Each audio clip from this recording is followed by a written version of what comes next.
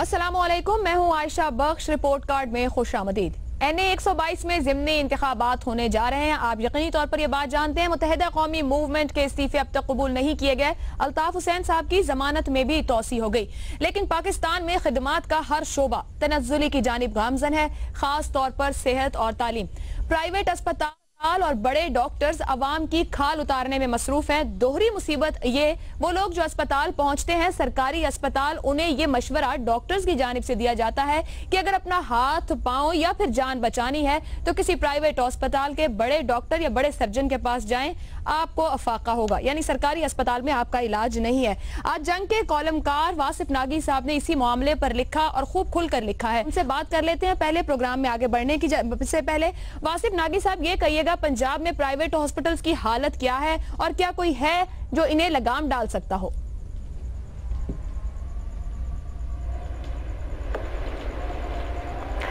वासिफ नागी साहब, आप मुझे सुन सकते हैं?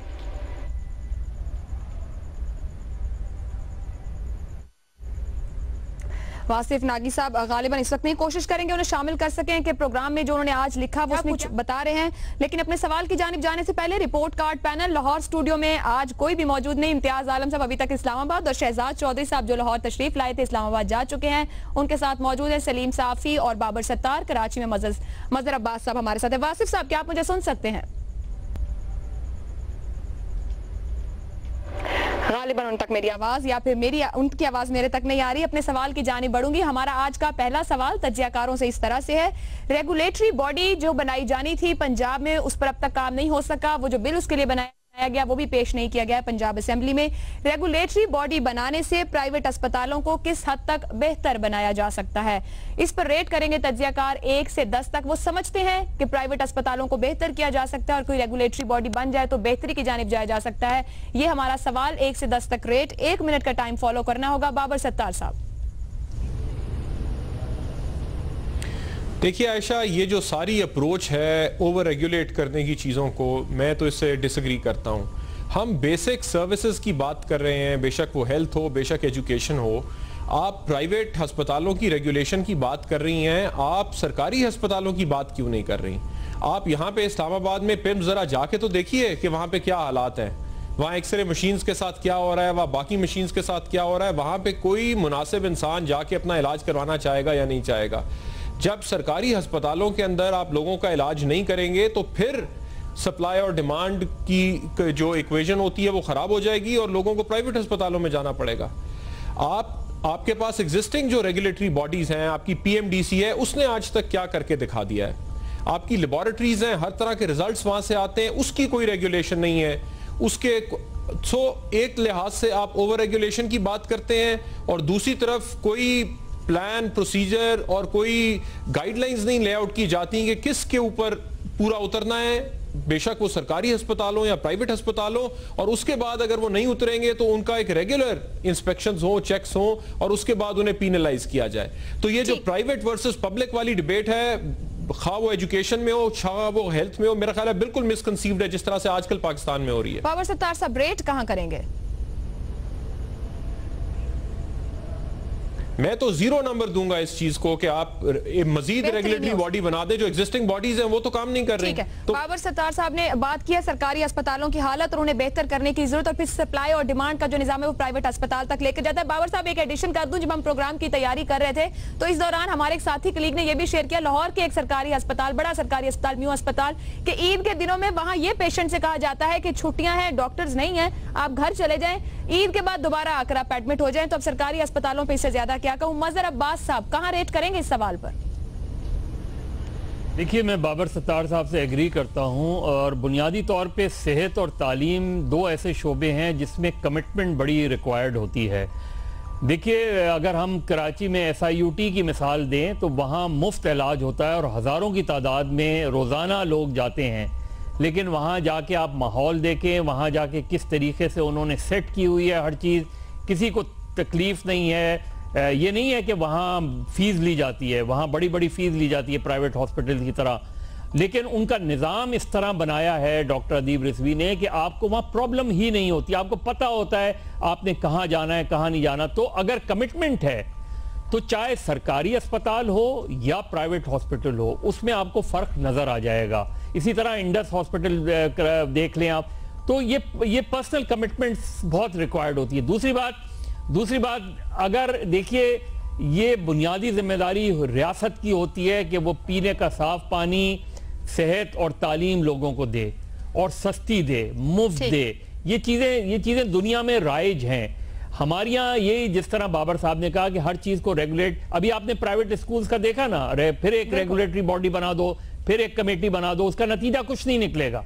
वही चीज चंद माह बाद वही चीजें आ जाएंगी। हुकूमत पे जिम्मेदारी डाल दी जाए, कोई रेगुलेटरी बॉडी ना हो, रेट कहां करेंगे? देखिए, रेट में बिल्कुल मैं 1 नंबर दूंगा, इससे ज्यादा नहीं दूंगा। रेगुलेटरी बॉडी नहीं, मसला यह है कि आपने जब उनको प्राइवेट हॉस्पिटल बनाने की इजाजत दी तो कुछ टर्म्स एंड कंडीशंस पे दी होगी। अगर वो टर्म्स एंड कंडीशंस नहीं पूरी कर रहे तो उनके लाइसेंस कैंसिल कर दें। यहां तो लोगों ने घरों में हॉस्पिटल बना लिए, तो इससे ज्यादा नहीं हो सकता। मेरा ख्याल है हुकूमत को चाहिए कि उन टर्म्स कंडीशंस को देखे, अगर वो पूरे नहीं कर रहे उनका लाइसेंस कैंसिल आप टर्म्स और कंडीशन की बात करें, मैं एक और इजाफा कर दूं, सुप्रीम कोर्ट की 2007 की जस्टिस तसद्दुक हुसैन जिलानी की रूलिंग मौजूद है कि 30% बेड्स जो हैं वो गरीब लोगों के लिए होने चाहिए प्राइवेट अस्पतालों में, लेकिन कौन पूछेगा और कहां ये सब मिलेगा, ये ख्वाब है। शहजाद चौधरी साहब, देखिए, ये रेगुलेटरी बॉडी उतनी ही सक्सेसफुल कामयाब होगी जितनी कि बिजली को कंट्रोल करने वाली रेगुलेटरी बॉडी नेपरा है, वैसे ही होगी जितनी कि मीडिया को कंट्रोल करने वाली पेमरा है, और वैसे ही होगी जिस मजहरबाज साहब ने कहा, जिस तरीके से फीसों का मामला प्राइवेट स्कूलों के लिए अभी रिसेंटली सामने आया था। मेरे ख्याल में उससे ज़्यादा ज़रूरी बात यह है कि क्या हमारे सरकारी अस्पताल इस काबिल लाए जा सकते हैं कि लोगों को प्राइवेट अस्पतालों की तरफ रुख करने से कम रोका जा सके, यानी उनको उधर जाने का रुख की मजबूरी महसूस ना हो। दूसरा, मेरे ख्याल में इससे ज़्यादा बड़ी बात है रूल ऑफ लॉ की। कवानीन मौजूद हैं, इम्प्लीमेंटेशन कोई नहीं है, अकाउंटेबिलिटी कोई नहीं है, कोई पूछने वाला नहीं है। आज आयशा मुमताज़ आती है तो वो मुमताज़ हो जाती है हर जगह पे, लेकिन बदकिस्मती से इस तरह के बहुत से ऐसे लोग चाहिए जो कि अपने मामलात को अच्छे तरीके से निभा सकें। फिर तीसरा, रूल ऑफ लॉ के साथ साथ एक माशरती कॉन्शियस यानी ज़मीर, यानी ये जो तमाम लोग हैं इनका एक ये एहसास कि हम एक ऐसी सर्विस प्रोवाइड कर रहे हैं जो कि हमारी कौम के बका, कौम की उसकी बिल्डअप के लिए है, उसकी नशो नमा के लिए है, उसमें सेहत भी है, उसमें तालीम भी है। जब तक ये हमारा एक एथिकल सिस्टम, हमारी सोच और हसासियत एक माशरे के तौर पे उस लेवल पे नहीं जाती, तो हम ये देखेंगे कि हमारे यहाँ हम कानून लेके, लाठी लेके इनके पीछे भागते रहेंगे, और बदकिस्मती से वो एहसास जो कि झूठ ना बोलने की वजह से पाकिस्तान ज़रूरी होता है माशरों के लिए, या कोई और ऐसी खराबी, उस वक्त तक उस किस्म का एहसास पैदा नहीं होगा। इसलिए मैं इसको 2 नंबर से ज़्यादा नहीं दूंगा। जी, मैंने कहा मैं 2 नंबर से ज़्यादा नहीं दूंगा। इम्तियाज आलम साहब, देखिए, पहली बात यह है कि आपका जो मौजूद सिस्टम है वो नाकाम हो गया है। मतलब मैं कहूँगा कि तकरीबन 70 to 80% नाकाम है, और आपको चाहिए कि सेहत और तालीम दोनों को मकामी हुकूमत के हवाले कर दें। इससे आप कमिश्नर डिवीजन को भी निकाल दें, इससे सूबे को भी निकाल दें और मरकज़ को भी निकाल दें। वो मकामी लोगों के पास चला जाए, मकामी लेवल पे रेगुलेटरी अथॉरिटी हो शहरियों की, उन्हें ओनरशिप दी जाए। अब होता क्या है कि दवाई की परचेज से लेके, प्रोक्योरमेंट से लेके, तबादलों से लेके हर चीज़ सेक्रेटरी फैसला करता है, और हर चीज़ में लगा हुआ है काम, धंधा लगा हुआ है। ये मेरा अस्पताल है, उस अस्पताल में मैं जो मर्जी करूँ, MS लगा हुआ हूँ। सेक्रेटरी साहब है, वो कहते हैं ये मेरा डिपार्टमेंट है, उस डिपार्टमेंट को इस्लाहात की ज़रूरत है, ये गवर्नेंस की इस्लाहात है।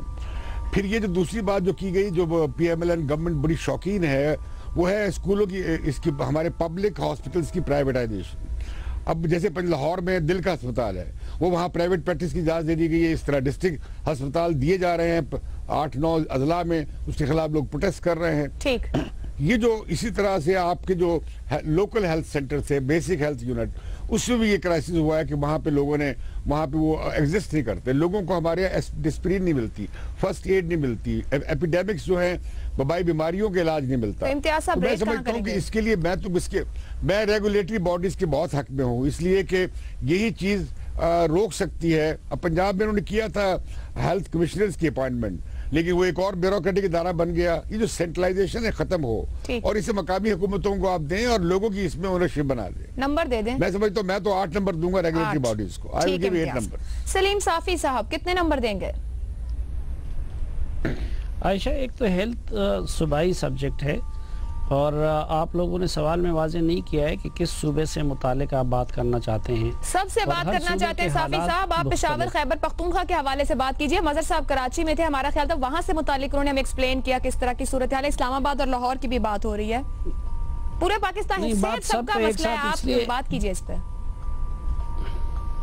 सेहत सबका मसला है, लेकिन सेहत के मसाइल हर सूबे में मुख्तलिफ हैं। हर सूबे में हस्पतालों की हालत भी उसमें फ़र्क है, इसलिए कोई जनरलाइज बात इस हवाले से नहीं की जा सकती। दूसरी बात, जिस तरह के शहजाद साहब ने कहा कि अभी तक तो जो रेगुलेटरी बॉडी बनी है तो वो उल्टा खुद इस मुल्क में तो आप एहतिसाब के लिए नैब बनाते हैं तो वो खुद काबिल एहतिसाब बन जाता है और वो करप्शन का एक और ज़रिया बन जाता है। यही मामला नेपरा का, पेमरा का और बाकी इदारों का है। तो मेरे ख़्याल में तो इसका बुनियादी हल वही एक तो ये कि सेहत के निज़ाम को जितना आप निचले लेवल तक ले जा सके मकामी हुकूमतों के सपोर्ट करें और मकामी सतह पे बेहतर इंतज़ामात हों। और दूसरा, ये तभी बेहतर हो सकते हैं कि नई बॉडीज़ बनाने की बजाय जो पहले से गवर्नेंस के मसाइल हैं उनको हल किया जाए। मेरे ख्याल में हल वही होगा, ना कि नई रेगुलेटरी बॉडी बनाई जाए। अलबत्ता मैं फिर ये कहूँगा कि चूँकि मामला सूबों से मुतालिक है, सवाल जनरलाइज है, इसलिए एक बॉडी रेगुलेटरी अथॉरिटी अगर बन जाए हमारे सवालात के लिए भी, उसकी निगरानी के लिए तो बेहतर होगा। साफी साहब नंबर नहीं देंगे? उधर तो मैं 0 नंबर दूंगा, मैं 0 नंबर चाहते हैं कि आपकी रेगुलेटरी बॉडी बनाई जाए कोई। ठीक है, साफी साहब तो बहुत कुछ चाहते हैं। टेक्निकल हमारे साफी साहब अपने प्रोग्राम में अपनी मर्जी से काम करते हैं, यहाँ भी कहते हैं कि सवाल इनकी मर्जी से रखें, तो ये तो मुमकिन नहीं है साफी साहब। सब सवाल आपकी मर्जी से, कुछ हमारी मर्जी से भी चलने नहीं। मैं तो सिर्फ रेगुलेटरी बॉडी की बात करता हूँ, क्योंकि आप उस पर हम राय कैसे दे सके। अब सूबों का मसला है, रेगुलेटरी बॉडी बना लेते हैं ना प्रोग्राम, पता नहीं किस हमारा आज का बल्कि एक टेक्निकल जो हमारे मामलात है उसकी निगरानी के लिए भी एक बॉडी बना दी, क्योंकि हम नाज़िम साहब की बात भी नहीं सुन सके और शुरू में बाबर सत्तार से बात नहीं हो सकी। मैं प्रोग्राम के आगाज में करना चाह रही थी, रेगुलेटरी बॉडी बनाने से प्राइवेट अस्पतालों को किस हद तक बेहतर बनाया जा सकता है। बाबर सत्तार साहब ने नंबर नहीं दिए, सलीम साफी साहब ने नहीं दिए, मजहर अब्बास 1, शहजाद चौधरी 2, इम्तियाज आलम साहब बहुत जरूरी समझते हैं 8 नंबर दिए, औसत बनती है 2.2। गुफ्तगू हुई कि नैब जैसे इदारे भी काबिल एहतसाब बन जाते हैं, तो ये भी तज्जियाकारों की जानिब से कहा गया कि डॉक्टर अदीब रिजवी जैसे लोग मौजूद हैं जो बताते हैं कि मुमताज डॉक्टर और अस्पताल किस तरीके से काम करते हैं। इसी तरह से इदारे एहतसाब भी कर सकते हैं। आयशा मुमताज मौजूद है, मिसाल के तौर पर अगर लोगों ने कहा हो तो काम किया जा सकता है, सर्विसेज के शोबे में भी और डिलीवर किया जा सकता है। ब्रेक लेने जा रहे हैं, ब्रेक के बाद बात करेंगे चेयरमैन सेनेट रजा रब्बानी के फैसले पर। फैसला तो फैसला है, कानूनी है या सियासी, गुफ्तगू ब्रेक के बाद।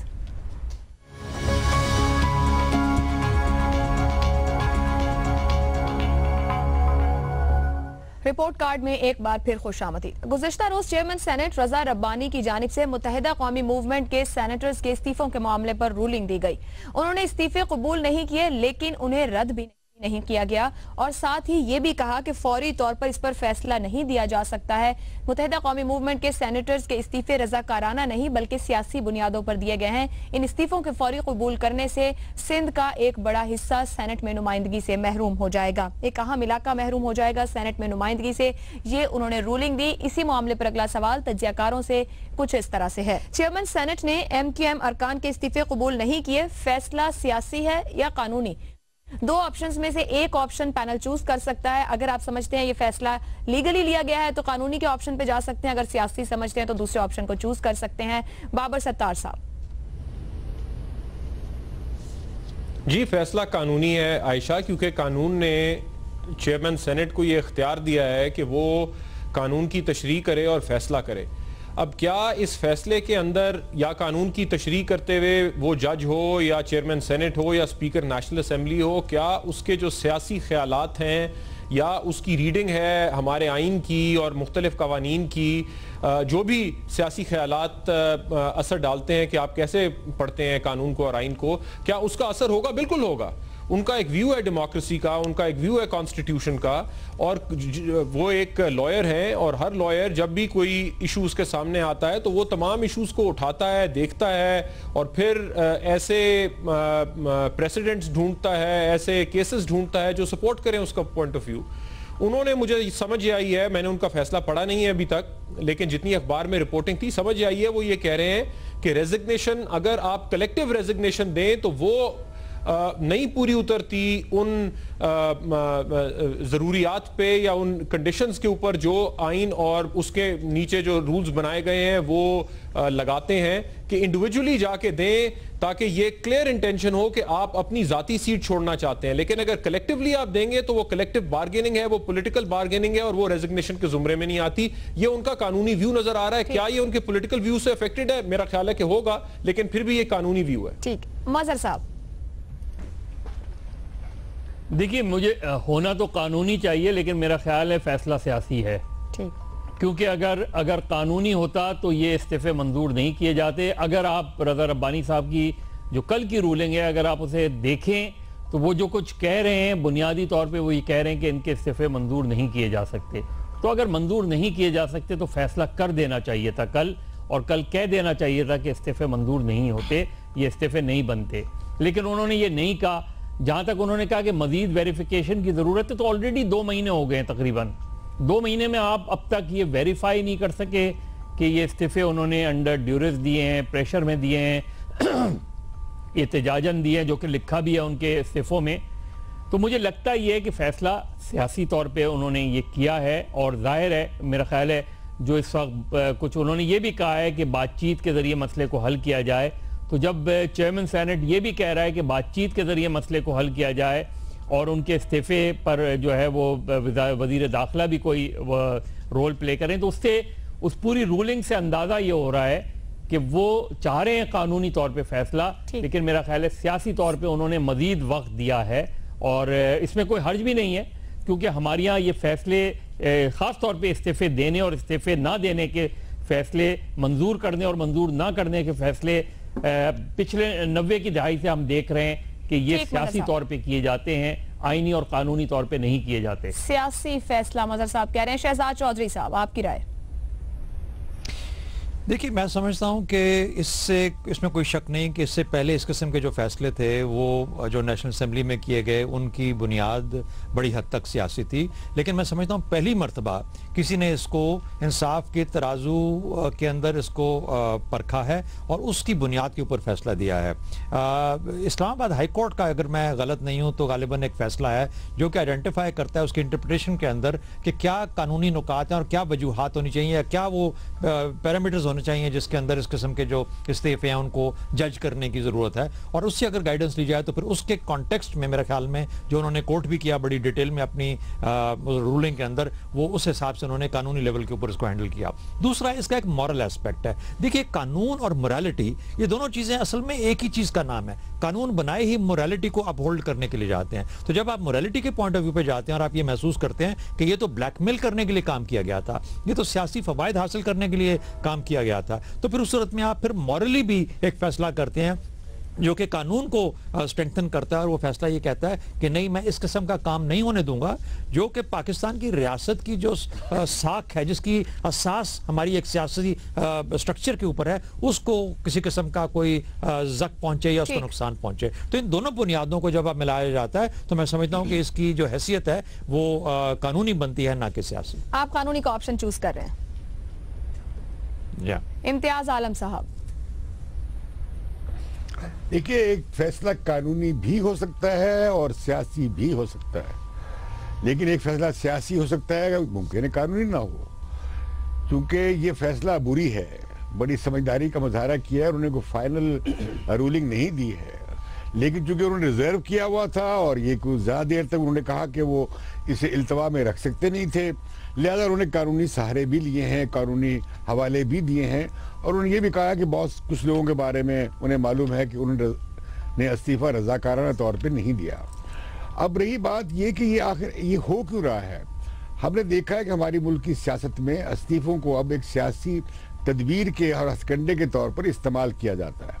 पहले तहरीक इंसाफ ने किया, उस पर क्यों पार्लियामेंट, बावजूद कि पार्लियामेंट बहुत ज़िच आ गई थी तहरीक इंसाफ से और उसके धरने से, लेकिन उन्होंने कहा कि नहीं, इससे जमहूरी सिस्टम अपसेट हो जाएगा।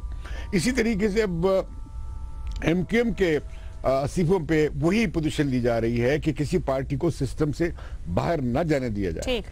और मैं समझता हूँ कि ये इस वक्त हमारी जो जमहूरियत की जो नाजुक हालत है अभी बहुत मुस्तहकम नहीं है उसमें, और लगता भी यही है।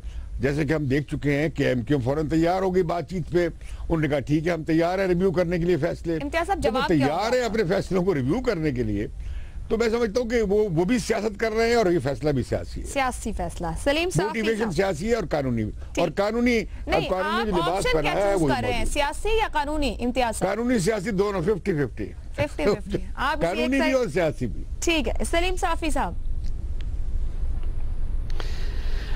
मेरे ख्याल में तो ये कानूनी नहीं है, सियासी फैसला है, और सिर्फ सियासी नहीं बल्कि मेरे नज़दीक गैर कानूनी फ़ैसला भी है और गैर अखलाकी फ़ैसला भी है। गैर कानूनी इसलिए, यकीनन ये मेरे सीनियर भी है और बाबर सत्तार साहब जैसे माहिर कानून ने भी यहाँ अपनी राय दे दी है, लेकिन मैं एक ले मैन की हैसियत से ये सवाल करता हूँ कि भाई अगर ये सब कुछ अगर स्पीकर और उसका डिस्क्रिशन होना था तो फिर ये कायदा और ज़ाब्ता क्यों बनाया गया? गैर अखलाकी मैं इसलिए कह रहा हूँ कि जिस बंदे में इतनी अखलाकी जुर्रत नहीं है कि वो आके कौम के सामने कह सके 2 महीने गुजरने के बावजूद कि ये फ़ैसला मैंने ख़ुद नहीं किया है बल्कि लीडर के खौफ से किया है, तो उसको फिर पार्लियामेंट में बैठने का उनके पास क्या जवाज़ है? फिर ये कि ये क्या मजाक बन गया है कि पहले एक जमात ने दे दिए इस्तीफ़े, जो बंदा ख़ुद उस ईवान में अपने लोगों की नुमाइंदगी का हक़ अदा करने की बजाय जाता नहीं है, वो एक साइड ने पार्लियामेंट को गालियां भी दी, सब कुछ भी कर लिया और फिर भी सियासी मसलहतों की खातिर उनको लाके बैठा दिया गया और उनको पहले वाले की तनख्वाहें भी दी गई। अब अगर किसी सियासी पार्टी को या किसी हुकूमत को ये फिक्र है उनको सिस्टम से ना निकालने का, तो इससे पहले इस्तीफों को मजाक बनाने की बजाय उनके ग्रीवेंसेस को दूर किया जाए। तो मैं तो इसको गैर अखलाकी भी समझता हूँ और गैर कानूनी भी समझता हूँ। ये खालिसतन सियासी और नजरिया जरूरत के तहत होने वाला फैसला है, सियासी और नजरिया जरूरत के तहत होने वाला फैसला। सलीम साफी की गुफ्तगू आप सुन रहे थे। हमारा सवाल दूसरा ये था, आपके सामने इस वक्त स्कोर बोर्ड पर भी है। चेयरमैन सेनेट ने एमक्यूएम अरकान के इस्तीफे कबूल नहीं किए, फैसला सियासी है या कानूनी? 2 जवाब जो हैं वो सियासी फैसला कह रहे हैं, 2 कानूनी। इम्तियाज आलम साहब दोनों ऑप्शंस को चूज कर रहे हैं कि फैसला सियासी भी है और कानूनी भी है। आगे बढ़ेंगे अपने अगले सवाल की जानिब, मामले की जानिब। कहते हैं पूरी दुनिया को कभी खुश नहीं किया जा सकता, इलेक्शन कमीशन ऑफ पाकिस्तान की तरफ से पाकिस्तान तहरीक इंसाफ का एक और मुतालिबा मान लिया गया। इतवार के रोज जलसे से खिताब में पाकिस्तान तहरीक इंसाफ के सरबरा इमरान खान ने अब की बार ये मुतालिबा सामने रखा कि जो वो ज़िमनी इंतखाब होने जा रहा है उस दौरान वोटों के बैग्स या थैले हैं वो फौज की निगरानी में ले जाए जाएंगे। इलेक्शन कमीशन की जानिब से ये मुतालिबा भी तस्लीम कर लिया गया। अब तक जितने मुतालिबात किए गए इलेक्शन कमीशन से वो सब तस्लीम किए गए हैं। सवाल तज्जियाकारों से कुछ इस तरह से है, NA 122 ज़िमनी इंतखाब, इलेक्शन कमीशन के इंतजामात क्या तमाम फरीकैन को मुतमईन कर पाएंगे? हाँ या नहीं का ऑप्शन आप चूज कर सकते हैं। बाबर सत्तार साहब। जी नहीं कर पाएंगे। देखिए, पहली बात तो हमें अब पता है क्लियरली कि इलेक्शन कमीशन एक इंस्टीट्यूशन की फॉर्म में एग्जिस्ट नहीं करता और उसका इतना इफेक्टिव फ्रेमवर्क है ही नहीं। ये इंस्टीट्यूशन को भी बिल्ड करना है और उस बिल्ड करने के ऊपर फोकस अनफॉर्चुनेटली पॉलिटिकल पार्टीज का नहीं है, पॉइंट स्कोरिंग के ऊपर है। सो इन हालात में इलेक्शन कमीशन नहीं कर सकेगा। फिर कुछ ऐसी चीजें हैं कि आपने कितने पैसे खर्चने, कितने नहीं खर्चने, इन चीजों को वैसे इंप्लीमेंट करना बड़ा मुश्किल है। ये लीगल पैसे की, वाइट मनी की बात तो नहीं हो रही कि आप ब्लैक मनी जितनी मर्जी खर्च लें, आप इलाके में लोगों को पैसे बांट दें। कल परसों भी जब बात हुई हमारे प्रोग्राम में, बात यही हो रही थी कि 122 में बहुत ज्यादा पैसा लगेगा, क्या वो 10 लाख 15 लाख के रेंज में रहेगा? नहीं रहेगा, लेकिन इसके ऊपर कुछ नहीं हो पाएगा। इन हालात में जब आपने पूरे मुल्क के इंतजाम फौज को दिए हुए हैं तो इलेक्शन का भी इंतजाम उन्हें सौंपने में कोई मुजायका नहीं है, क्योंकि इस इलेक्शन में क्रेडिबिलिटी डालने का एक यही इस वक्त तरीका नजर आ रहा है। सो लॉन्ग टर्म में ना ये फौज के लिए अच्छा है ना इलेक्शन कमीशन के लिए, लेकिन इमीडिएट टर्म में चूंकि कोई सोल्यूशन और नहीं है तो ठीक है, ये इंतजाम इस तरह से कर ले ताकि कम से कम ये बाय इलेक्शन क्रेडिबल हो। ठीक है, बाबर सत्तार साहब नहीं में जवाब दे रहे हैं। सवाल को मैं एक बार फिर यहाँ पर दोहराना चाहूंगी। NA 122 में फौज को ज़िमनी इंतखाब के तमाम मराहिल का मुकम्मल हिस्सा बनाना क्या दुरुस्त अमल है, हाँ या नहीं? मजहर अब्बास साहब, कुछ तब्दीली है, आपसे अब इस एंगल से जवाब चाहूंगे। देखिए, दुरुस्त अमल इस लिहाज से तो है क्योंकि मुतमईन करने का जहाँ तक मामला है तो फ़ौज एक ऐसा इदारा है जो कम से कम सारी जमातें डिमांड करती हैं कि फ़ौज की निगरानी में इलेक्शंस हों तो वो मुतमईन हो जाएंगे। हालांकि मेरे नज़दीक इमरान खान सिर्फ उस वक्त मुतमईन होंगे जब अलीम खान जीत जाएंगे। अगर अलीम खान नहीं जीते तो वो फिर भी मुतमईन नहीं होंगे, कहीं ना कहीं कोई ना कोई एंगल ज़रूर निकाल लेंगे वो इसमें। लेकिन मुझे लगता है कि बाय एंड लार्ज ये जो इलेक्शंस हैं, क्योंकि अगर हरिपुर का इलेक्शन देखें तो उसमें भी पीटीआई ने वो रिजल्ट्स तस्लीम कर लिए और उन्होंने कोई सवाल नहीं किया इस हवाले से कि कोई धांधली हुई थी या इस तरह के। तो मुझे लगता है कि अब जो इमरान खान की डिमांड्स हैं, जो डिमांड्स आती रही हैं, माँ सिवाय इसके कि अलीम खान जीतने का मुतालबा भी तस्लीम कर लिया जाए, बाकी तकरीबन तमाम मुतालबात इमरान खान के मान लिए गए हैं।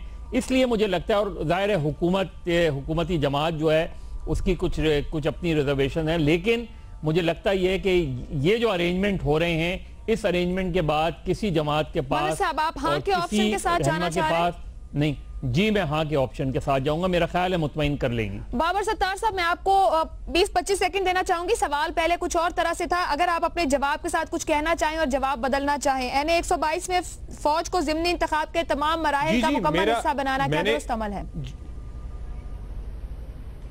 जी बिल्कुल, फौज को मैंने जिस तरह आखिर में कहा था अपने जवाब के, इन हालात में बनाना ठीक अमल है। इसका जवाब मैं हाँ में दूंगा। क्या इलेक्शन कमीशन लोगों को मुतमईन कर पाएगा? नहीं, और चूंकि नहीं मुतमईन कर पा रहा, इस वजह से ही फौज को यूज करना पड़ रहा है। शहजाद चौधरी साहब, देखिए, एडमिनिस्ट्रेटिवली जब देखा जाए तो फौज को बुलाना किसी भी सिविल गवर्नमेंट के सपोर्ट के अंदर एक उनका कानूनी हक भी है, इसमें कोई हर्ज नहीं होता। लेकिन मैं इसके सपोर्ट में इसलिए नहीं जाऊंगा क्योंकि इस पर्टिकुलर केस के अंदर जिसका आप सवाल पूछ रही हैं, इसके अंदर लगता है कि इलेक्शन कमीशन मुकम्मल तौर पर ड्रिवन है बाय पीटीआई के जो प्रेशर्स हैं उसके नीचे। तो जब आपकी नीयत के अंदर खलल है, आप ये अपनी कैपेसिटीज के हिसाब से बात नहीं कर रहे, बल्कि आप खौफ के अंदर रह के इस किस्म के फैसले करते हैं और आपके जो कवानीन हैं उसको भी वायलेट करते हैं, तो फिर उस सूरत में ये होता है कि फिर आपका जो फैसला है वो क्वेश्चनेबल हो जाता है। मेरा अपना ख्याल ये है कि इलेक्शन कमीशन को अपनी साख को बनाने के लिए और कि हर किस्म हमारे हर इस तरह के निज़ाम के अंदर जो रेगुलेशंस हैं, जो कवानीन हैं, उनकी इम्प्लीमेंटेशन का मुकम्मल रोल होना चाहिए। अगर उसमें कोई फौज का रोल आता है, किसी और इदारे का रोल आता है, तो उसको या जुडिशरी का रोल आता है तो उसको उस हद तक होना चाहिए, वरना कोई वजह नहीं बनती कि आप किसी एक पार्टी या किसी एक शख्स के प्रेशर के नीचे आते हुए इस किस्म की रेडिकल चेंजेस ले आए अपने निज़ाम के अंदर और फिर उसके बाद सवालात खड़े हो जाएं। तो मैं इसको नहीं कहूँगा, मैं समझता हूँ कि ये सही अमल नहीं है, क्योंकि उसकी नीयत के अंदर प्रॉब्लम है, इलेक्शन कमीशन की नीयत के अंदर प्रॉब्लम है। इम्तियाज आलम साहब, देखिए, उसमें इलेक्शन कमीशन की और बाकी की सबकी कोशिश ये है कि जमहूरियत को जो पटड़ी पे रखना चाहते हैं कि तहरीक इंसाफ सिस्टम में रहे और वो सिस्टम को उखाड़ ना पाए और उसकी शिकायत इलेक्शन कमीशन से जो भी बनती हैं वो सारी पूरी कर दी जाएं कि उनके पास जवाब न रहे। क्योंकि लगता ये है कि अगर इमरान खान हार गए तो फिर वो वही बना लेंगे इलेक्शन कमीशन की जानिबदारी के पीछे जो उनका इल्ज़ाम है। मैं समझता हूँ कि ये एक अच्छा तबसरा नहीं है पाकिस्तान के तमाम सिविल इदारों पे कि हम ये दे रहे हैं दुनिया को पैगाम और ये बता रहे हैं कि ना हमारी पुलिस काम करती है, ना रेवेन्यू डिपार्टमेंट काम करता है, ना लैंड डिपार्टमेंट काम, ना हमारा इलेक्शन कमीशन काम करता है, ना सिविल सर्विस काम करती है। तो हम फौज को ले आते हैं और ये फौज का काम नहीं है। अब आप देख लीजिए, हिंदुस्तान में देख लें, तरक्की याफ्ता जमहूरियत की मिसाल नहीं दूंगा, आप बांग्लादेश देख लें, आप हिंदुस्तान देख लें, वहाँ फौज को इस्तेमाल नहीं किया जाता इलेक्शन पे। और फौज के बड़े काम है, इतनी बड़ी दहशतगर्दी की जंग वो लड़ रहे हैं और अभी अफगानिस्तान बड़ा गैर मुस्तहकम है, ऊपर मिशन की बहाज भी नहीं है, स्टेबल नहीं है। मैं कहना चाहता हूँ कि हमें फौज को हर अमल का हिस्सा नहीं बनाना चाहिए, फौज को अब उसका काम करने देना चाहिए जो उसका है। आप नहीं का ऑप्शन, ठीक। सलीम अब आपने कोई सवाल बदला है तो इस हिसाब से बात कर रहा हूँ। हाँ, मेरा जवाब नहीं में है, ठीक। और मैं ये भी अर्ज़ करना चाहता हूँ कि देखें, ये इलेक्शन कमीशन मुतनाज़ा भी है, नाअहल भी है, और अभी भी आप देखें कि जो कैंपेन है उसमें ये अपने बनाए हुए कवायद और ज़वाबित पे अमल नहीं करवा सकी। अब चूँकि ये मुतनाज़ा भी है, नाअहल भी है, तो इसलिए ये पीटीआई के हर मुतालबे को मान रही है ताकि इनकी जान को वहाँ से अमान मिल सके। लेकिन जिस तरह मज़र साहब ने फरमाया कि पीटीआई सिर्फ उस सूरत में मुतमईन होगी कि अगर अलीम खान साहब जीत जाए तो वो कहेंगे इलेक्शन ठीक हुए हैं, और अब फ़ौज की इस हद तक मुदाखलत से भी वो मुतमईन नहीं होंगे। मुकम्मल उनको मुतमईन रखने के लिए ज़रूरी है कि इलेक्शन कमीशन के सरबराह और सूबाई इलेक्शन कमिश्नर भी हाजिर सर्विस फौजी बनाया जाए। सिर्फ उस सूरत में फिर बिलखसूस PTI एतराज़ नहीं करेगी और बाकी सियासी जमातें में भी, क्योंकि हमने अभी तक देखा है कि जो काम उधर से हो, वो ऑपरेशन ज़रब अज़ब हो या कोई और हो, तो फिर PTI उसके हवाले से कुछ नहीं कहती। अदरवाइज़ आप कुछ भी कर ले, फ़ौज को या बाकी इदारों को किसी भी हैसियत में, तो तारीख़ का सबक यही है कि अगर अलीम खान हार गए तो PTI की तरफ से एतराज़ होगा, इलेक्शन कमीशन पे भी होगा, और अगर वो जीत गए तो हो सकता है फिर उस सूरत में हम ठीक। NA 122 में फौज को ज़िमनी इंतखाब के तमाम मराहिल का मुकम्मल हिस्सा बनाना क्या दुरुस्त अमल है? स्कोर बोर्ड पर जवाब आपके सामने। 2 तज्जियाकार हाँ में जवाब दे रहे हैं और 3 ना में जवाब दे रहे हैं। ब्रेक लेने जा रहे हैं, ब्रेक से वापस हम बात करेंगे पाकिस्तान स्टील मिल की निजकारी, क्या सिंध हुकूमत के तहफ़्फ़ुज़ात दुरुस्त हैं? गुफ्तगू ब्रेक के बाद।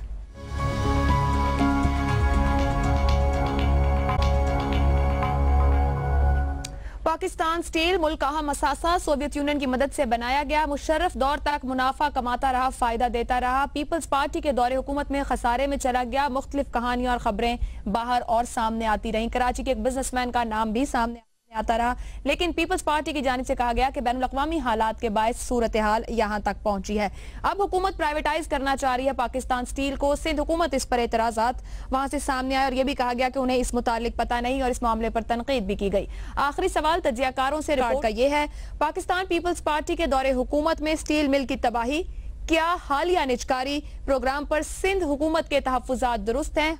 हाँ या नहीं में जवाब देंगे। 30 सेकंड का टाइम आपके पास होगा। बाबर सत्तार साहब। देखिए, मैं सवाल का तो हाँ या नहीं में नहीं जवाब दूंगा। मैं ये कहूंगा कि 2 wrongs don't make a right. अगर पहले प्रॉब्लम्स थी तो फिर भी एज ऑपोजिशन PPP को सवाल जरूर उठाने चाहिए। प्रॉब्लम ज्यादा बड़ा है। प्रॉब्लम यह है कि हमारा प्राइवेटाइजेशन प्रोग्राम डूम्ड है, क्योंकि 2006 का अगर सुप्रीम कोर्ट का फैसला भी देखें तो वो गलत है। एक बहुत बड़ा डिस्काउंट फैक्टर अब अप्लाई होता है। कोई भी मुआहदा होने जा रहा हो जिसमें फॉरेन इन्वेस्टमेंट हो, उन्हें पता होता है कि ये चीजें अदालतों में जाएंगी। दूसरी बात, प्राइवेटाइजेशन जब आप हुकूमत में होते हैं तो आप करना चाहते हैं, जब आप अपोजिशन में होते हैं तो आप हर तरह का उसके अंदर कीड़ा निकालते हैं। तो हमारी पॉलिटिकल पार्टीज को अग्री करना पड़ेगा कि प्रोसेस के ऊपर अग्री करें, और एक दफा जब रियासत मुआहदा कर दे तो उसके अंदर फिर मसले ना क्रिएट करें, क्योंकि इससे पूरे मुल्क का नुकसान हो रहा है। तो ये हमारा प्राइवेटाइजेशन प्रोसेस जिस तरह है, इसे रन करना बहुत मुश्किल है। कोई ऑप्शन चूज नहीं किया है। मजहर अब्बास साहब। देखिए, ये कहना भी गलत है कि मुशर्रफ साहब के दौर में ये प्रॉफिट में जा रही थी। पाकिस्तान स्टील कभी भी प्रॉफिट में नहीं गई। पाकिस्तान स्टील पे खरबों रुपए का जो है वो करप्शन है, और मेरा ख्याल है जितने भी चेयरमैन अब तक रहे हैं सबकी अकाउंटेबिलिटी होनी चाहिए। जो भी गवर्नमेंट्स रही हैं, इसको इस तरीके से खाया गया है कि जिसकी पाकिस्तान की तारीख में मिसाल नहीं मिलती।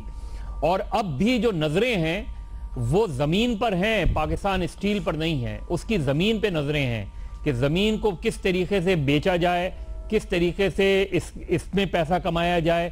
किसी की भी कोई भी ये ऑप्शंस लेके नहीं आ रहा कि पाकिस्तान स्टील को कायम रहना चाहिए, पाकिस्तान स्टील को बेहतर बनाना चाहिए। पाकिस्तान स्टील एक ऐसी हैवी इंडस्ट्री नहीं, बिल्कुल मेरा नहीं ख्याल कि पाकिस्तान, मैं तो नहीं के ऑप्शन की तरफ जाऊंगा कि मुझे नहीं लगता कि पाकिस्तान स्टील की जो भी इस वक्त सिंध हुकूमत के इतराज़ात हैं वो जायज़ हैं। मेरा ख्याल है सिंध और वफाकी हुकूमत दोनों को मिलके, अपोजिशन और गवर्नमेंट दोनों को मिलके पाकिस्तान स्टील को बचाना चाहिए। शहजाद चौधरी साहब, मफाद होगा तो दोनों मिलेंगे ना मजहर साहब? शहजाद चौधरी साहब। जी, मैं समझता हूं कि चौधरी इफ्तिखार साहब ने बहुत जुल्म किया इस मुल्क के साथ। जब ये प्राइवेटाइज हो रही थी तो उस वक्त नहीं होने दिया, क्योंकि उसके बाद से तकरीबन हर माह हम इसके अंदर कुछ ना कुछ पता नहीं कितने अरब डालते हैं इसको सस्टेन करने के लिए। हुकूमतों का और रियासतों का काम नहीं है बिजनेसेस को और कांग्लम इन किस्म की मिलों को रन करना या फैक्ट्रीज को रन करना। ये जो स्ट्रेटेजिक एसेट्स की बात की जाती है, ये भी बिल्कुल आज की दुनिया में एक अजीब सा अपना एक तासुर छोड़ती है। इसकी तरह की कोई चीज़ एग्जिस्ट नहीं करती। जितना आप प्राइवेटाइज कर सकते हैं आप प्राइवेटाइज कीजिए, लोगों को दें, मौका दें। इंटरनेशनल फाइनेंसिंग इंस्टीट्यूशंस आएंगे, उस वक्त मिडल के खौफ से नहीं दी गई, शायद उसका पैसा आता तो आज स्टील मिल भी बच जाती और स्टील मिल के अंदर काम करने वालों को भी फायदा हो जाता। मैं समझता हूँ बहुत ज्यादती है अगर हम आज भी इसमें रखना डालें। पीपल्स पार्टी सियासी अपने इंटरेस्ट के लिए इस पे क्या ऑप्शन लेंगे? क्या प्राइवेटाइजेशन ये होनी चाहिए, नहीं होनी चाहिए? सिंध हुकूमत के तहफ्फुज़ात दुरुस्त हैं या नहीं? जी मैं समझता हूँ हम बहुत लेट हैं, इसको जल्दी से जल्द हो जाना चाहिए और सिर्फ इसको नहीं, बहुत सारे बाकी हैसियतदारों को भी प्राइवेटाइज। तहफ्फुज़ात फिर दुरुस्त नहीं है, इसलिए मैं नहीं के ऑप्शन के साथ जाऊंगा। नहीं, ठीक जी, तहफ्फुज़ात बिल्कुल दुरुस्त नहीं। इम्तियाज आलम साहब, देखिए, मुझे सिंध हुकूमत और वफाक हुकूमत के दरमियान इस मामले पे क्या इख्तलाफ है क्या नहीं है वो वाज़ेह तौर पे नहीं आया। सिंध के वज़ीर मालियात ने कह दिया है कि हमने तो कोई नहीं कहा वफाकी हुकूमत को। दूसरी बात यह है कि जो उनके दरमियान मनाकशा हो सकता है वो इसके पास बहुत बड़ी ज़मीन है जो ज़ाहिर है कि सिंध हुकूमत क्लेम करेगी और वो सिंध की मलकियत है। दूसरा सवाल जो उठता है, जो हमारे चेयरमैन सेनेट भी उठाते रहे हैं कि वो मजदूरों के हकूक़ की बात करते हैं तो कहते हैं कि भाई प्राइवेटाइजेशन नहीं होनी चाहिए। मैं भी एक सोशलिस्ट हूँ, डिक्लेयर्ड सोशलिस्ट हूँ, लेकिन मैं जो स्टील मिल की सूरत हाल है उस पैसे से आप डिसइन्वेस्ट करके और जॉब जनरेट कर सकते हैं। किस ऑप्शन के साथ जाएंगे इम्तियाज? अगर ये मामला जॉब्स का है, 130 अरब नुकसान है इस वक्त, इसे बंद कर देना चाहिए।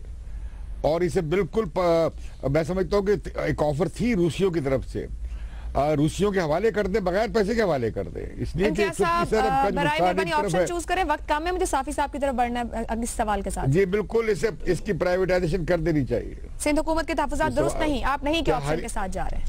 नहीं, मुझे ये मालूम ही नहीं, आपका सवाल ही मैं इस पे कोई वोट देने तैयार नहीं हूँ कि उनके मैं जानते नहीं उनके तहफ्फुज़ात क्या है।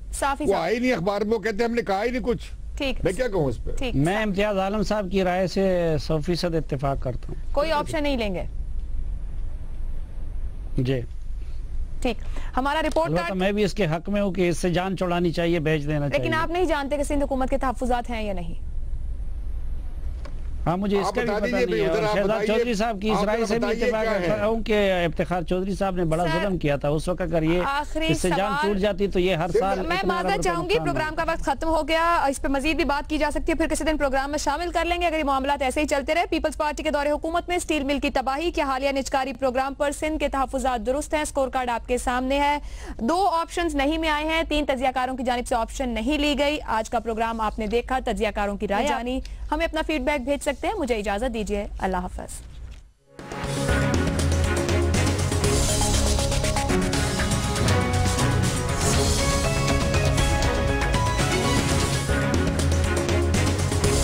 और जीने दो।